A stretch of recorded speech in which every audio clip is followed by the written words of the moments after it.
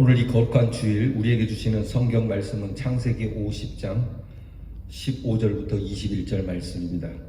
구약 성경 79면에 창세기 50장 15절로 21절 말씀입니다. 이제 이 계시의 말씀을 우리가 함께 같이 읽도록 하겠습니다. 이 말씀을 읽을 때에 살아계신 하나님의 귀한 음성이 우리 모두에게 들려질 수 있는 축복이 함께하길 바랍니다.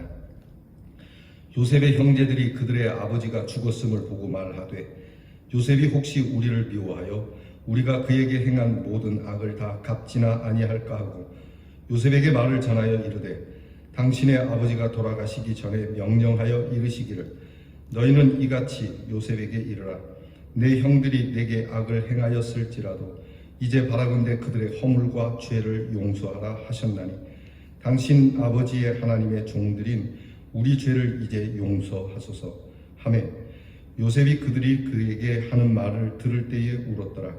그의 형들이 또 친히 와서 요셉의 앞에 엎드려 이르되 우리는 당신의 종들이니이다. 요셉이 그들에게 이르되 두려워하지 마소서. 내가 하나님을 대신하리이까.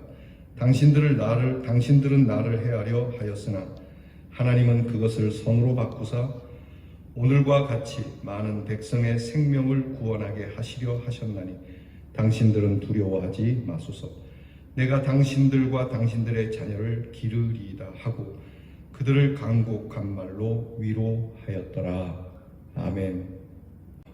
오늘 말씀의 키워드는 20절 말씀에 나오는 것처럼 하나님은 그것을 선으로 바꾸사입니다. 그것을 선으로 바꾸사. 그것이라 하는 것은 바로 악함을 이야기합니다. 죄악을 하나님께서는 선으로 바꾸시는 분이시라는 겁니다. 성도 여러분은 이 세상에 악이 어디에까지 이르렀다고 생각합니까? 세상은 날로 악해지고 더 악해지고 있습니다. 분노에 쌓일 일만 가득합니다. 정말 분노할 만한 일들이 너무 많은 세상 속에서 분노를 일으키는 일들과 그리고 분노를 일으키는 사람들에 대해서 여러분들은 어떻게 생각하십니까? 사실 날로 죄악은 점점 지능적이고 극한으로 치닫고 있습니다. 소름 끼칠 때가 많고요. 이 세상의 죄와 불의와 악으로부터 우리는 늘 피해자라고 생각하는 일이 많이 있습니다. 너무 많이 피해를 입었다. 코로나만 해도 그렇습니다.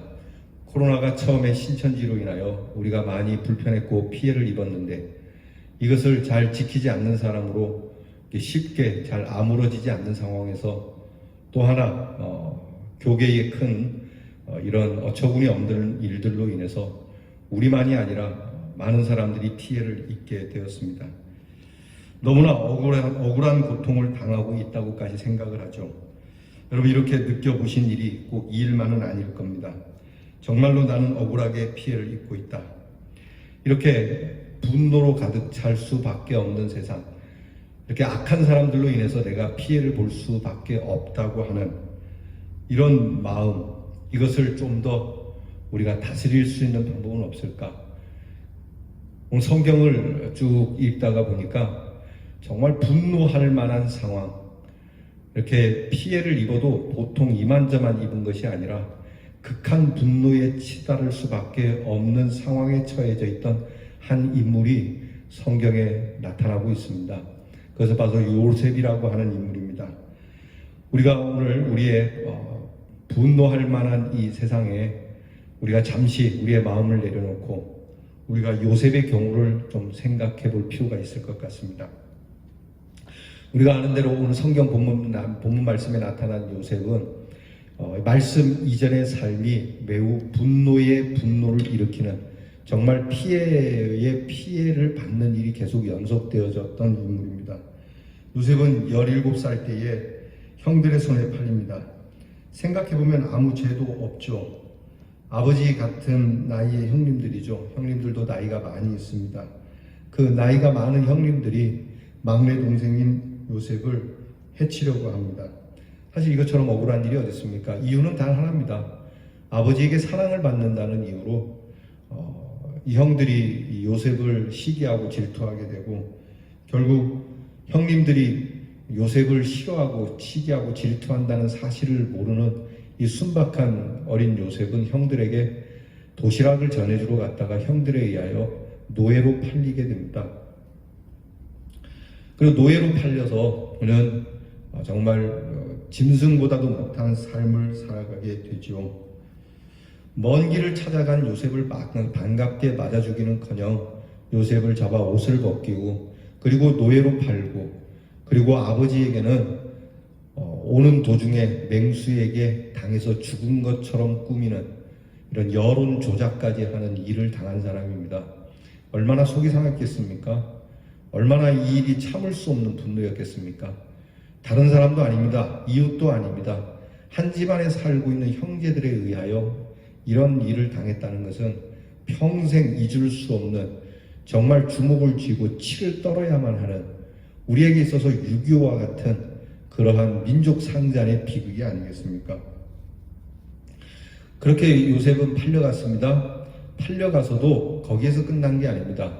다행히 노예로 팔려간 집에서 조금 잘 대접을 받았지만 그 주인집의 여주인으로 인해서 모함을 당하게 되고 결국 그는 나라의 역적이 이렇게 갇히는 감옥에 갇히게 되고 국법에 의하여 죽음만을 기다려야 하는 또 하나의 억울함을 당하게 됩니다. 노예로 팔려온 것도 서러운데 그래도 나름 노예지만은 그 눈물을 머금고 정말 열심히 살아서 노예 신분이지만 그래도 좀 보장을 받고 좀 편하게 살 수 있는 상황에서 억울한 일을 당했으니 말입니다. 주인을 위해 열심히 일한 대가가 주인에 의하여 감옥에 가게 되는 이 어처구니 없는 일. 여러분 전혀 벗어날 길이 없어 보이는 정말 이 요셉의 모습. 우리 같으면 평생 울고 또 울고 정말 우리 마음속에 이 한이라고 하죠. 정말 한이 많아도 이렇게 많고 한이 무거워도 이렇게 무거운 삶이 있을까? 그런데 이 요셉의 이 한 많은 삶은 창세기 13장에서 뒤바뀌게 됩니다. 13장이 아니라 죄송합니다. 창세기에 보게 되면 그가 17살에 팔려갔지만 13년 뒤에 30살 때의 인생이 완전히 바뀌게 됩니다. 애굽의 총리로 발탁이 되면서부터 그의 인생은 달라지게 되었죠. 총리로 발탁이 된 요셉은 총리가 되어서 그 당시에 애굽뿐만이 아니라 고대 근동에 있었던 큰 기근을 국제적으로 해결해 주는 국제적인 인물로 등장하게 됩니다. 그때에 이 기근으로 인하여 고향집에 있던 형들이 양식을 구하러 애굽에 오게 되고 양식을 구하러 온 형들은 요셉이 이 나라의 총리가 되었다는 사실을 알지도 못한 채 양식을 구하러 왔다가 동생 요셉과 대면하는 일이 일어나게 됩니다. 그렇게 형과 동생이 만나게 되었습니다. 사실 그 만남은 그렇게 쉬운 만남은 아니지 않습니까?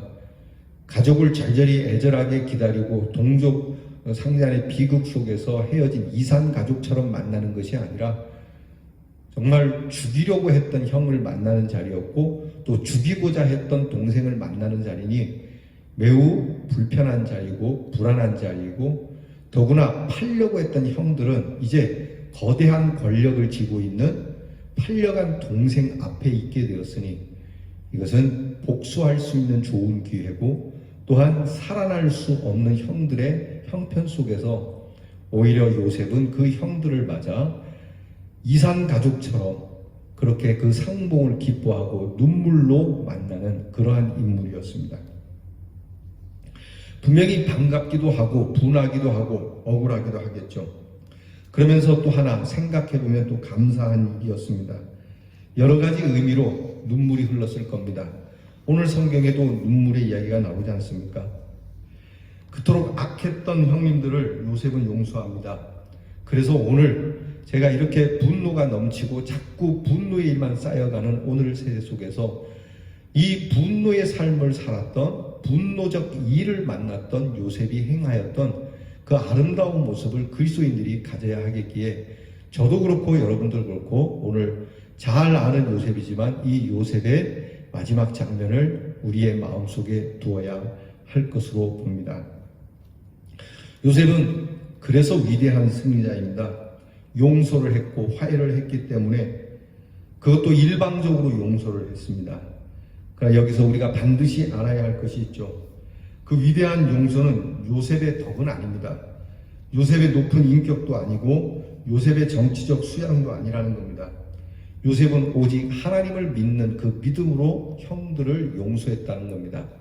이것이 그리스도인들에게 있어서 깊이 생각해야 할 가장 중요한 과제입니다.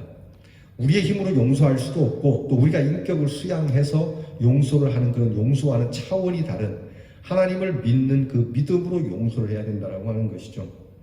왜냐하면 우리의 용서에는 많은 문제가 따르기 때문입니다.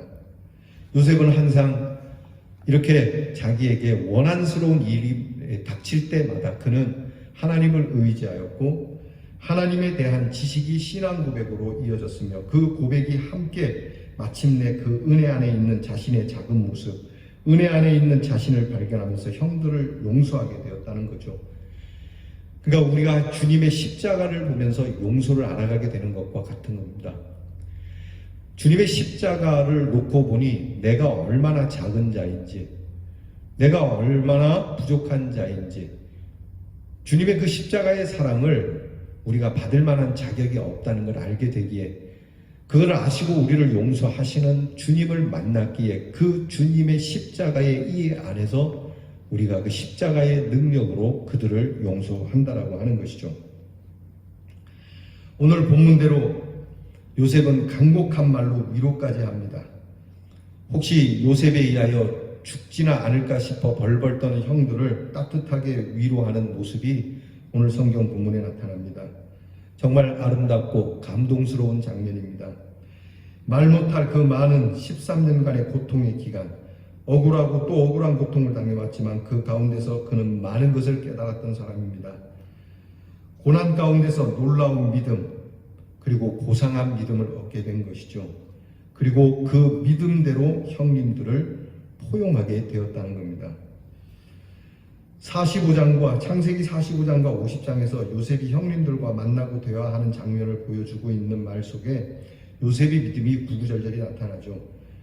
그는 항상 이렇게 얘기합니다. 하나님 앞에서, 하나님 앞에서, 내가 당한 고통 앞에서, 내 마음의 쓴뿌리 앞에서, 내가 기억하는 기억 속에서가 아니라 하나님 앞에서라고 늘 자신의 말로 하는 것이 아니라 하나님의 말로, 하나님 앞에 서 있는 자로 하나님께서 내게 베푸신 은혜를 생각하면서 하나님이 하고 하나님을 기억하며 하나님을 생각하며 형제들을 보고 있다고 하는 겁니다. 요셉의 위대함이 여기 있어요. 사실 그 옛날 모세는 바로 이러한 순간에 실수를 한 적이 있지 않습니까? 모세가 분노할 만한 일이 있었습니다. 바로 무리바 광야에서 물이 없다고 아우성치는 이스라엘 백성들을 향해서 그는 상당한 분노를 했고 결국 하나님 앞에서가 아닌 자기의 마음과 자기의 기분 앞에서 일을 그르침으로 인해서 모세가 백성들에게 분노함으로 하나님께서 모세에게 분노한 그 사건을 민수기 20장에서 나타내주고 있습니다. 그리고 저와 여러분은 항상 사회적으로 분노할 만한 일 또는 우리에게 있어서 속이 상한 일들을 만나게 되면 우리가 하나님 앞에서 생각을 해야 할 것이지 결코 우리의 기분과 우리의 당한 상처 앞에서 그러지 말아야 한다고 성경은 말씀하고 있는 것이죠. 하나님께서 우리에게 주신 은혜가 무엇입니까? 이것을 절대 깜빡해서는 아니 되는 겁니다. 하나님께서 우리에게 주신 은혜, 정말 놀라운 은혜, 그 십자가의 사랑 한시도 잊어버려서는 안 되는 겁니다. 그 요셉이 위대한 것은 바로 이거입니다. 그는 형들에게 팔려가서도 또 애굽의 감옥에 들어가서도 한시도 하나님을 망각하지 않았다는 겁니다. 요셉이 그 많은 환난 중에서 얻은 하나님의 이해는 이렇습니다. 첫째는 요셉은 하나님의 섭리를 믿었습니다. 모든 것이 하나님의 섭리 가운데 있을 것이다. 그리고 이 코로나 질병도 하나님의 섭리 가운데 있다는 걸 알아야 합니다. 물론 이 질병이 우리를 많이 힘들고 아프고 괴롭게 하지만 이 역시도 이것을 통하여 하나님께서 우리에게 보여주시고자 하시고 깨닫게 하시고자 하는 것이 있다는 것을 알아야 하고 종종 제가 이 코로나를 두고 우리 함께 저와 여러분이 기도를 하는 내용이 그것 아니겠습니까? 하나님, 질병을 거두어 주시기를 원합니다. 그러나 우리가 먼저 이 질병에 대한 바른 이해와 이 질병 속에서 반드시 깨달아야 할 것을 깨닫게 해주세요. 그러니까 무조건 질병을 물리쳐 달라고 할 것이 아니라 이 질병을 통한 하나님의 섭리를 깨달아야죠. 좀 더 겸손해야죠. 그래서 이 질병을 누구 탓으로 돌리고 분노할 것이 아니고요.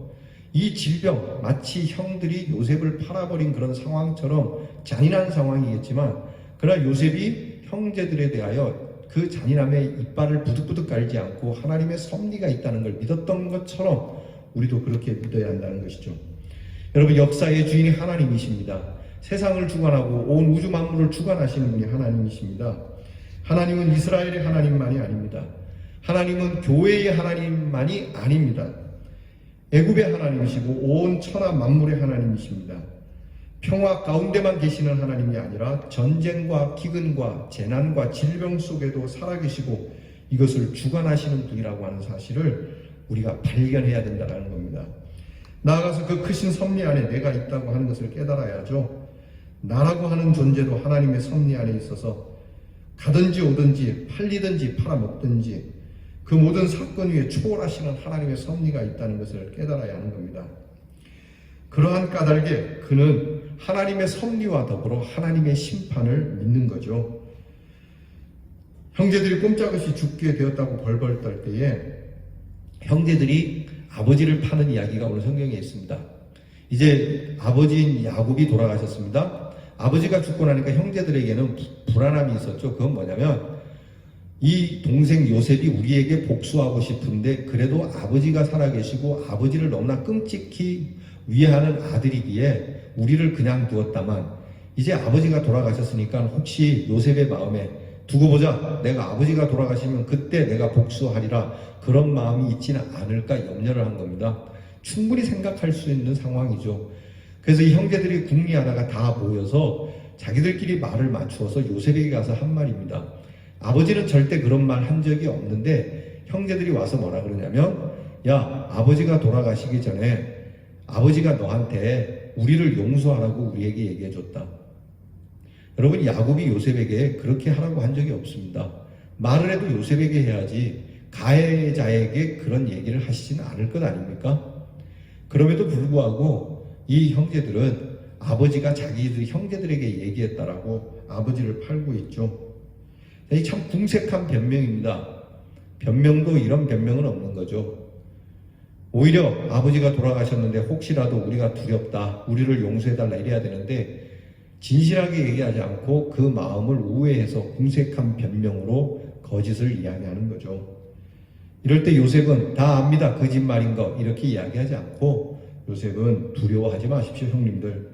그리고 하는 말씀이 중요합니다. 내가 하나님을 대신하리까. 이게 뭡니까? 하나님의 섭리가 다 있었고 여기 하나님의 심판이 있는데 내가 형제들에 대하여 복수하는 것이 내 일이겠습니까? 그것은 하나님께서 하실 일 아닙니까? 내가 하나님을 대신하겠습니까? 심판하는 것은 하나님이신데 내가 어떻게 형제들을 심판하겠습니까? 이 형제들을 굉장히 위하는 말이지만 동시에 하나님의 심판을 인정하는 이야기입니다.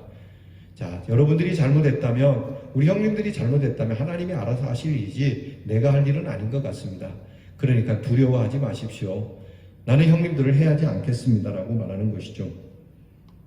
사랑하는 성도 여러분, 악한 자를 심판하는 것도 하나님이시고요, 억울한 자에게 보상을 주시는 것도 하나님이십니다. 여러분, 그러므로 우리 하나님의 사람들만큼은 이 분노 많은 세상에 분노의 일로 그들을 심판하려 해서는 안 됩니다. 악한 사람 망하라고 할 것도 없고, 악한 사람 그렇다고 부러워하거나 따라갈 필요도 없고, 미워할 것도 저주할 것도 없습니다. 내가 하나님을 대신하리까 말입니다. 모든 악은 하나님 자신이 심판하실 것이고 어떠한 억울함도 어느 구석에서 일어난 은밀한 일이라도 내가 당했든지 내가 행했든지 그 일도 하나님이 친히 좋은 일은 좋은 것으로, 나쁜 일은 나쁜 것으로 보상하시지 않겠습니까? 이처럼 하나님은 살아 역사하시는 겁니다. 상도 주시기도 하고 벌도 주시기도 하고 심판도 구원도 주실 것입니다.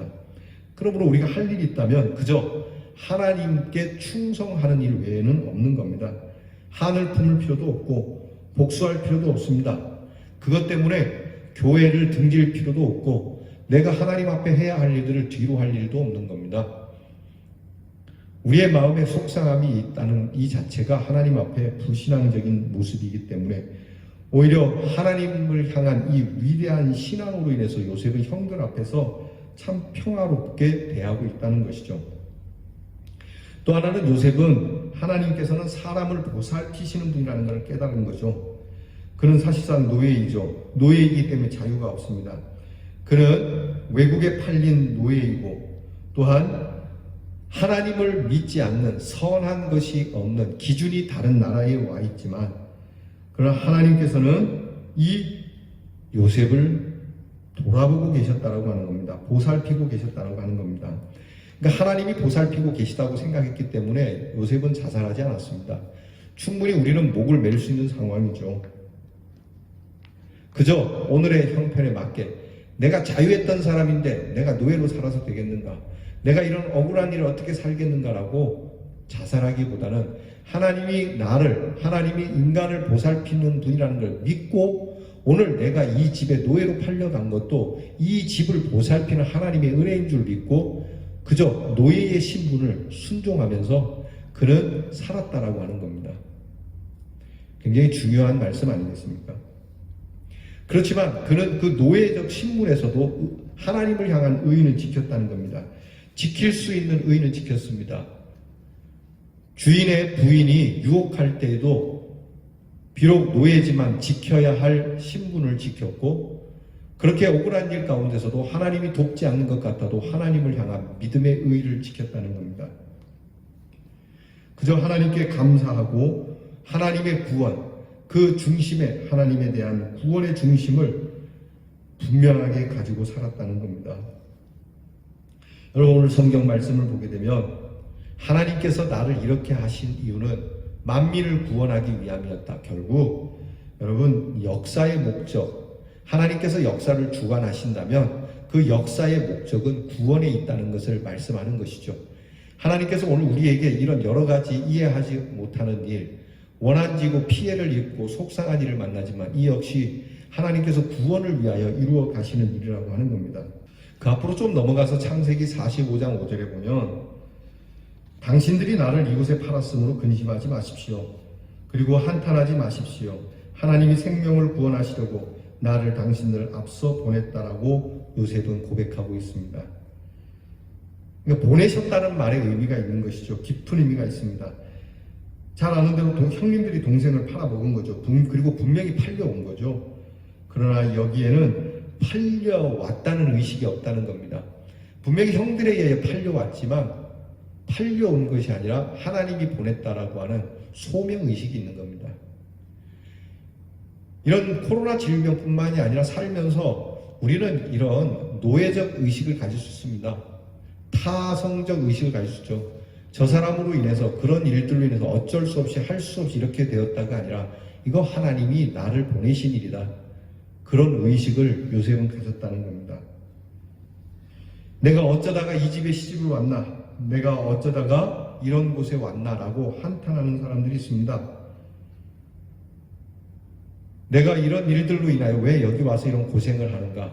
우리에겐 충분히 이런 일이 있을 수 있죠. 그러나 성경은 그렇게 말씀하지 않습니다.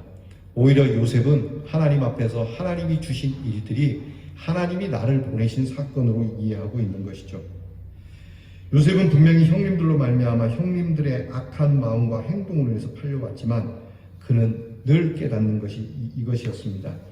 그리고 하나님이 보내신 이유가 만민을 구원하기 위해서 앞서서 보냈다고 말이죠. 그러면서 오늘 엄청난 고백을 하는데 그것은 하나님이 바로 여러분들이 팔아버린 그 사실을, 여러분들이 나를 파는 그 사실을 선으로 바꾸셨다는 엄청난 고백을 하고 있습니다. 이것은 하나님께서는 악을 선으로 바꾸는 선한 능력을 가지신 분이라는 것을 고백하고 있는 겁니다. 요셉은 이걸 깨닫게 된 것이죠. 하나님께서는 악을 선으로 바꾸어 놓으십니다. 그렇기에 깊은 신앙 가운데서 하나님을 이해하고 그는 새롭게 신앙 고백하면서 형제들을 용서합니다.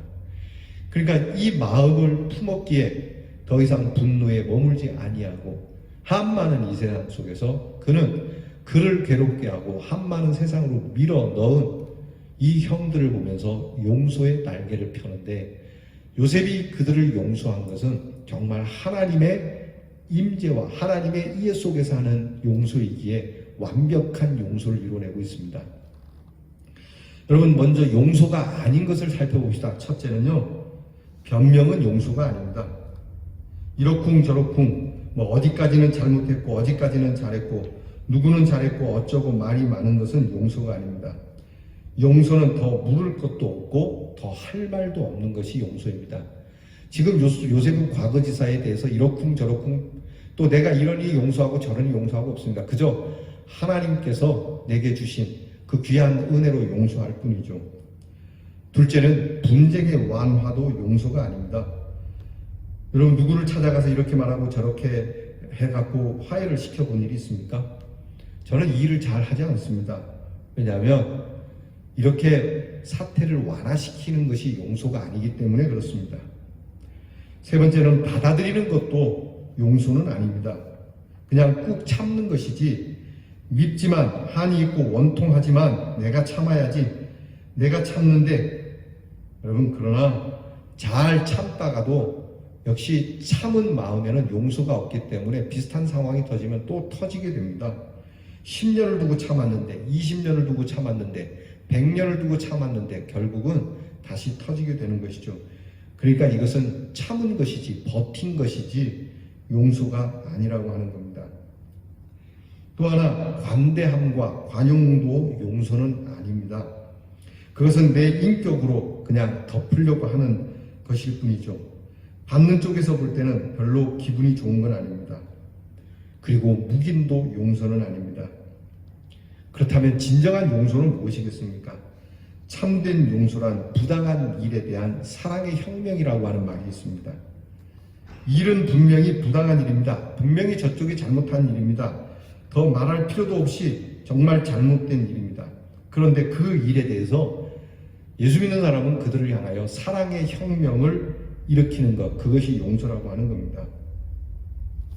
데이비드 옥스버그라고 하는 사람이 지은 용서의 자유라고 하는 책에 보면 이런 말이 있습니다.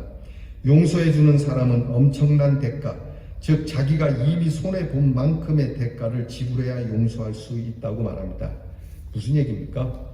내가 저쪽에서 정말 억울한 일을 당했지. 그런데 그 내가 당한 대가만큼을 지불하는 겁니다. 사실은 저쪽에서 우리에게 지불해야 되지 않겠습니까?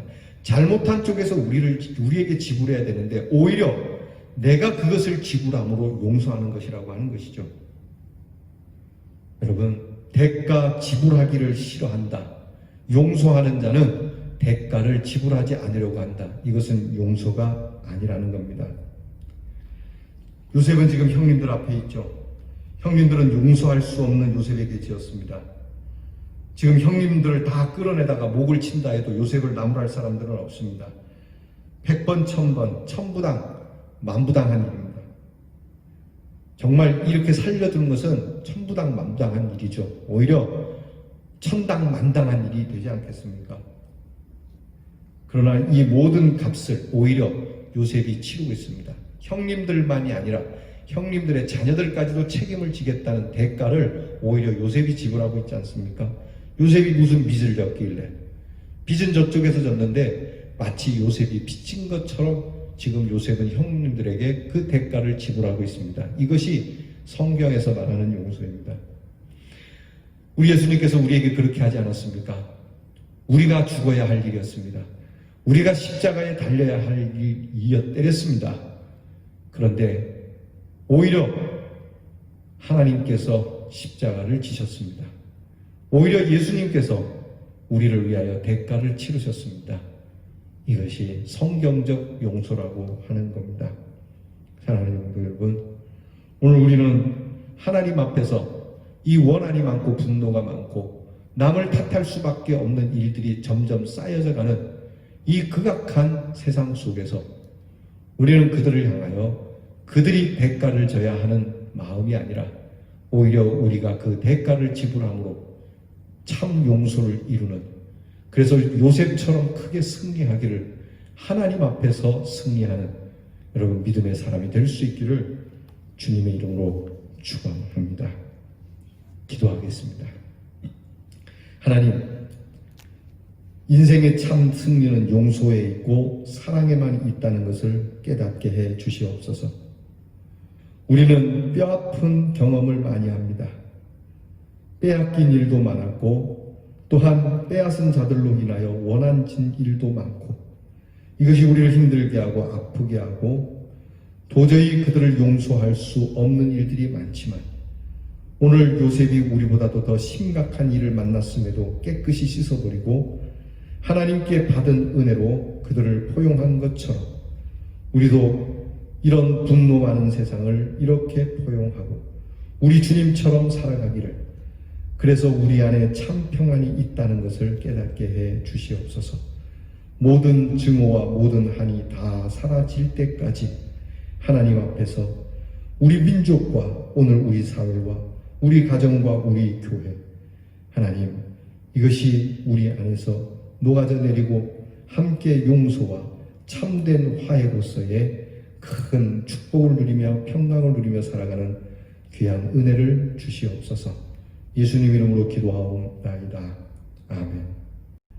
이제는 우리가 지어야 할 십자가를 대신 지불하여 십자가에 돌아가신 우리 주 예수 그리스도의 은혜와 우리에게 그 많은 날 동안 섭리하여 주셔서 모든 좋지 않은 상황들, 악한 것들을 선으로 바꾸시고자 우리를 쓰시는 아버지 하나님의 사랑과 우리로 하여금 분노 많은 세상, 용서할 수 없는 세상에 이렇게 하나님의 귀한 용서를 배우고 베풀므로 참 평강을 우리에게 주시는 성령의 인도하심이 사랑하는 우리 대연의 성도 모든 우리의 삶과 가정과 자녀들을 위해, 특별히 이 사회와 국가 위에 이제로부터 영원토록 함께 하옵시기를 축원하옵나이다. 아멘.